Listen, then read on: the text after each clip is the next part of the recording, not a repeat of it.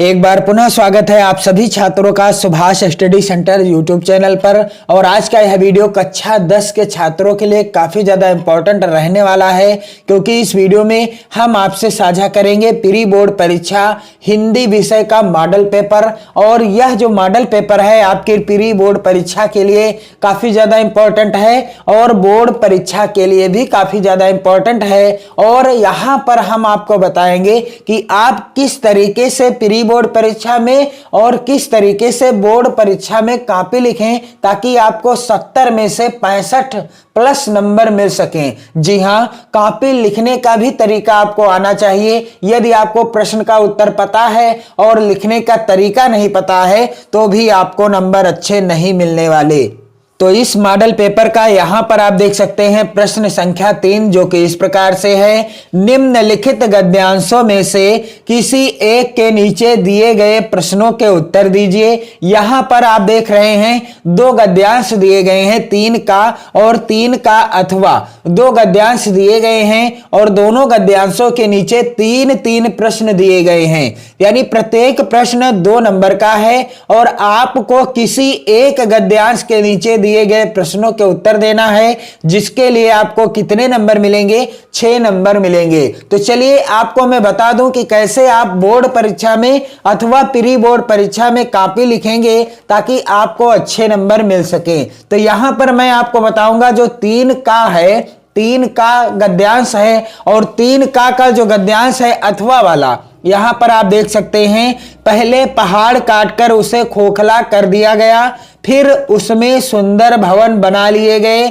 जहां खंभों पर उभरी मूर्तें बिहस उठी। भीतर की दीवारें और छतें रगड़कर चिकनी कर ली गईं और तब उसकी जमीन पर चित्रों की एक दुनिया ही बसा दी गई। पहले प्लस्तर लगाकर आचार्यों ने उन पर लहराती रेखाओं में चित्रों की काया सिरज दी, फिर उनके चेले कलावंतों ने उनमें रंग भरकर प्राण फूंक दिए, फिर तो दीवार उमग उठी, पहाड़ पुलकित हो उठे। तो इस गद्यांश का पहला प्रश्न इस प्रकार से है, उपर्युक्त गद्यांश का संदर्भ लिखिए। पहला प्रश्न है उपर्युक्त गद्यांश का संदर्भ लिखिए। तो इसका उत्तर आपको कैसे लिखना है? यदि यह गद्यांश आपकी बोर्ड परीक्षा में आ जाता है तो इसका उत्तर आपको कैसे लिखना है? बिल्कुल सेम इस तरीके से हेडिंग डालना है, प्रश्नोत्तर नंबर 3 का अथवा। यदि अथवा में पूछा जाए गद्यांश तो अथवा डालेंगे, अन्यथा 3 का के अंतर्गत यदि गद्यांश आ जाता है तो 3 का ही डालेंगे। तो यहां पर आपको कुछ इस तरीके से हेडिंग डालना है और हेडिंग क्या रहेगी? संदर्भ। संदर्भ लिखने का तरीका आपको आना चाहिए। कुछ चीजों को बदलना पड़ता है गद्यांश के संदर्भ में, बाकी सेम एक जैसा ही रहता है। चलिए मैं आपको बता दूं एक ट्रिक के माध्यम से।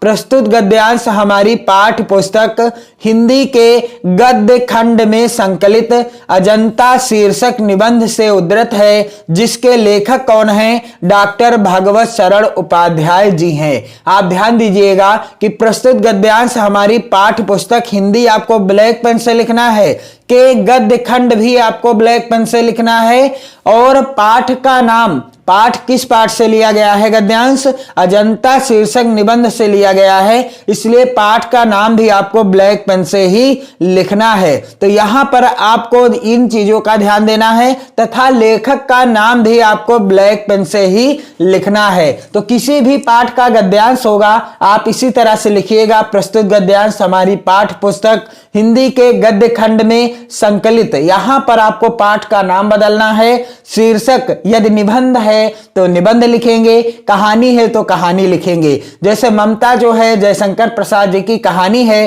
तो यहां पर क्या हो जाएगा? ममता शीर्षक कहानी से अवतरित है, जिसके लेखक कौन है? जयशंकर प्रसाद जी हो जाएंगे। तो इस चीज को आपको ध्यान रखना है, कुछ ही चीजों को बदलना है, बाकी संदर्भ सेम एक जैसा रहेगा, किसी भी गद्यांश का संदर्भ हो। तो चलिए अगला जो प्रश्न पूछा गया है इस गद्यांश का दूसरा प्रश्न, यहां पर आप देख सकते हैं, रेखांकित अंशों की व्याख्या कीजिए। रेखांकित अंशों की व्याख्या कीजिए। तो यहां पर आप गद्यांश में देख लीजिए कितना अंश जो है रेखांकित किया गया है।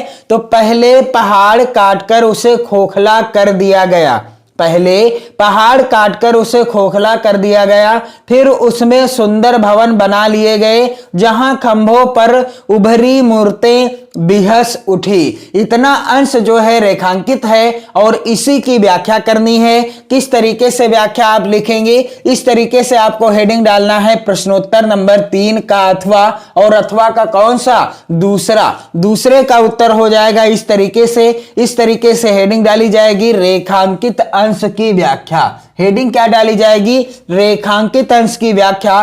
तो यहां पर आप व्याख्या कुछ इस तरीके से लिख सकते हैं, बिल्कुल आसान व्याख्या है।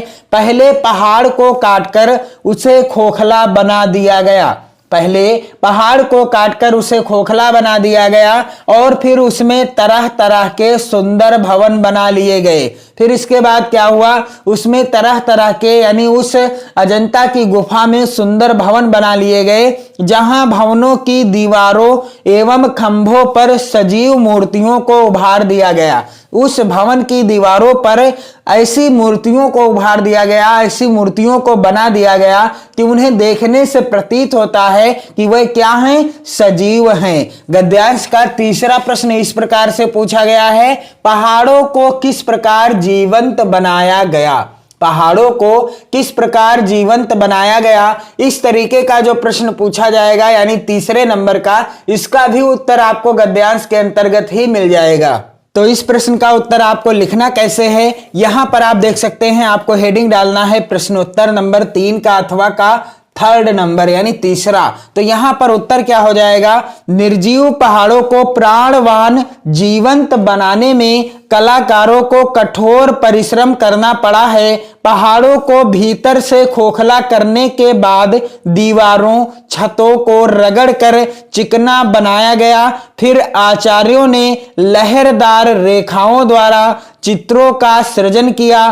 फिर उनके शिष्यों ने उनमें रंग भरकर सजीव बना दिया। तो बिल्कुल आसान सा उत्तर है, निर्जीव पहाड़ों को प्राणवान जीवंत बनाने में कलाकारों को कठोर परिश्रम करना पड़ा है और पहाड़ों को भीतर से खोखला करने के बाद दीवारों छतों को रगड़कर चिकना बनाया गया। फिर आचार्यों ने लहरदार रेखाओं द्वारा चित्रों का सृजन किया। फिर उनके शिष्यों ने उनमें रंग भरकर सजीव बना दिया। प्रश्न संख्या 4 जो कि इस प्रकार से है, निम्नलिखित पद्यांशों में से किसी एक की ससंदर्भ व्याख्या कीजिए तथा काव्य सौंदर्य स्पष्ट कीजिए। यहां पर 4 का और 4 का अथवा 2 पद्यांश दिए गए हैं। आपको किसी एक का संदर्भ लिखना है, व्याख्या एवं काव्यगत सौंदर्य भी लिखना है, जिसके लिए आपको कुल कितने नंबर मिलेंगे, 6 नंबर मिलेंगे। यानी यह जो प्रश्न पूछा जाएगा 6 नंबर का पूछा जाएगा। और यहां पर 2 जो पद्यांश दिए गए हैं, तो यहां पर आप देख लीजिए 4 का के अंतर्गत दिया गया है, निर्भय स्वागत करो मृत्यु का, मृत्यु एक है विश्राम स्थल, जीव जहां से फिर चलता है, धारण कर नव जीवन मंडल, मृत्यु एक सरिता है जिसमें श्रम से कातर जीव नहाकर फिर नूतन धारण करता है, काया रूपी वस्त्र बहाकर। और दूसरा जो पद्यांश है, सुनि सुंदर बैन सुधा रस साने, सयानी है जानकी जानी भली, तिरछे करि नयन दसैन तिन्हें, समुझाए कछु मुस्काए चली, तुलसी तहि अवसर सोहे सवै, अवलोकति लोचन लाहुअली, अनुराग तड़ाग में भानु उदय, बिगसी मनुमंजुल कंज कली। तो इसका मैं आपको बताऊंगा संदर्भ और इसकी व्याख्या क्या हो जाएगी और काव्यगत सौंदर्य कैसे लिखेंगे। तो चलिए मैं आपको बता दूं कि यदि यह पेपर में आ जाता है तो इसका आप संदर्भ कैसे लिखेंगे, प्री बोर्ड परीक्षा हो चाहे बोर्ड परीक्षा हो। इस तरीके से आपको हेडिंग डालना है प्रश्नोत्तर नंबर 4 का अथवा, और यहां पर आप ध्यान दीजिएगा कि जिस भी पद्यांश का आप संदर्भ लिखें, व्याख्या एवं काव्यगत सौंदर्य लिखेंगे, उस पद्यांश के शुरुआत के शब्दों को और अंतिम के शब्दों को इसी तरह से ब्लैक पेन से लिख लेना है, बिल्कुल जैसे मैंने यहां पर लिखा है उदाहरण के तौर पर। फिर आपको हेडिंग क्या डालना है, संदर्भ। फिर आप हेडिंग क्या डालेंगे, संदर्भ हेडिंग डालेंगे। प्रस्तुत पद्यांश हमारी पाठ्य पुस्तक हिंदी के काव्य खंड में संकलित वन पथ पर शीर्षक कविता से अवतरित है। यह प्रसंग कवितावली से संकलित है, जिसके रचयिता कौन हैं? गोस्वामी तुलसीदास जी हैं। और गोस्वामी तुलसीदास जी के द्वारा रचित वन पथ पर जो शीर्षक कविता है, इस कविता के जितने भी पद्यांश हैं, मैंने सभी का जो है संदर्भ, व्याख्या और काव्यगत सौंदर्य से रिलेटेड वीडियो उपलब्ध करा दिया है। आपको चैनल की प्लेलिस्ट में मिल जाएंगे और आप तुलसीदास जी के द्वारा रचित वन पथ पर शीर्षक कविता का कोई भी पद्यांश परीक्षा में आता है तो आप संदर्भ सेम इसी तरह से लिखिएगा।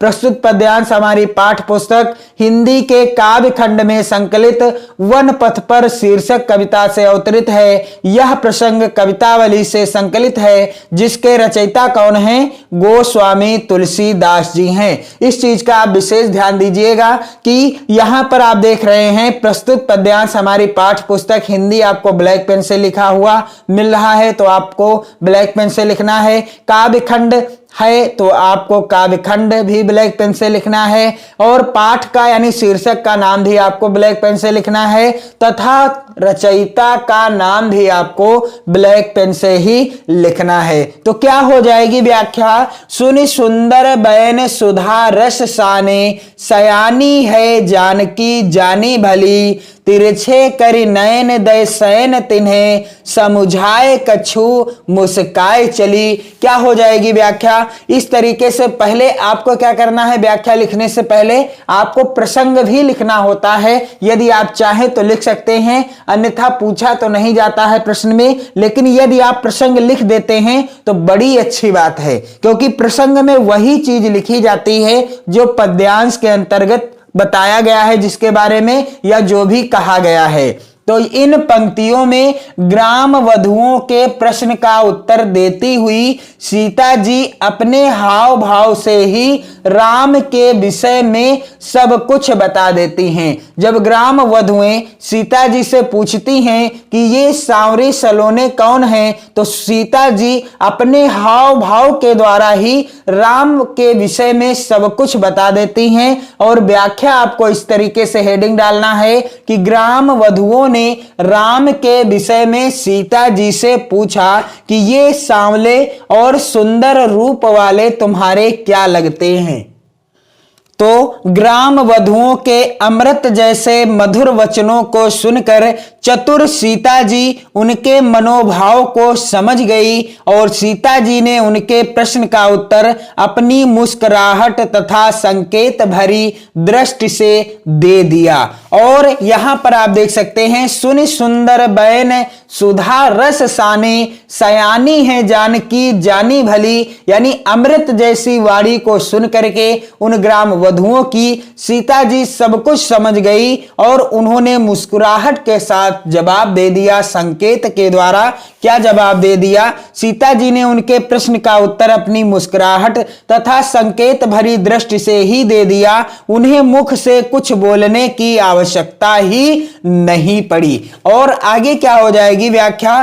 तुलसी तेहि अवसर सौहें सवे, अवलोकत लोचन लाहुअली, अनुराग तड़ाग में भान उदय, बिगसी मनो मंजुल कंज कली। क्या हो जाएगी व्याख्या? कि उन्होंने स्त्रियोचित लज्जा के कारण केवल संकेत से ही राम के विषय में यह समझा दिया कि ये मेरे क्या हैं, पति हैं। और उस समय ऐसा प्रतीत हो रहा था मानो प्रेम के सरोवर में राम रूपी सूर्य का उदय हो गया हो और ग्राम वधुओं के नेत्र रूपी कमल की सुंदर कलियां खिल गई हूं। भगवान श्री रामचंद्र जी को देखकर जो ग्राम वधुएं थी तो उनके नेत्र इस प्रकार से खिल उठे जैसे प्रातः काल होने पर सूर्य निकलने के उपरांत कमल की कलियां खिल जाती हैं। काव्यगत सौंदर्य आपको कैसे लिखना है? इस तरीके से आपको हेडिंग डालना है, काव्यगत सौंदर्य। और क्या हो जाएगा काव्यगत सौंदर्य? काव्यगत सौंदर्य में आपको पहला बिंदु लिखना है भाषा।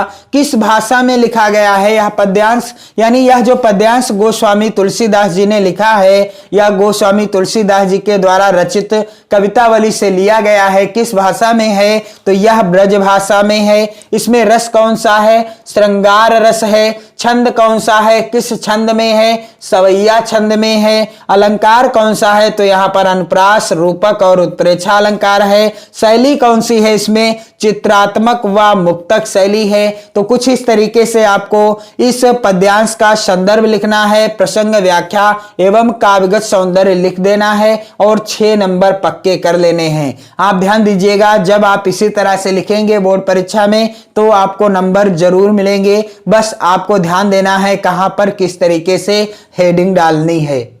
अगला प्रश्न है प्रश्न संख्या 5, निम्नलिखित में से किसी एक लेखक का जीवन परिचय देते हुए उनकी किसी एक रचना का उल्लेख कीजिए। यहां पर आपको दिख रहा होगा 3 जो विकल्प दिए गए हैं। पहला है आचार्य रामचंद्र शुक्ल, दूसरा है डॉक्टर भगवत शरण उपाध्याय, तीसरा है जयशंकर प्रसाद। आपको किसी एक का जीवन परिचय लिखना है और संबंधित लेखक की एक रचना का नाम लिखना है, जिसके लिए आपको 2+1 यानी 3 नंबर मिल जाएंगे। तो इस प्रश्न का उत्तर मैं वीडियो के अगले पार्ट में दूंगा।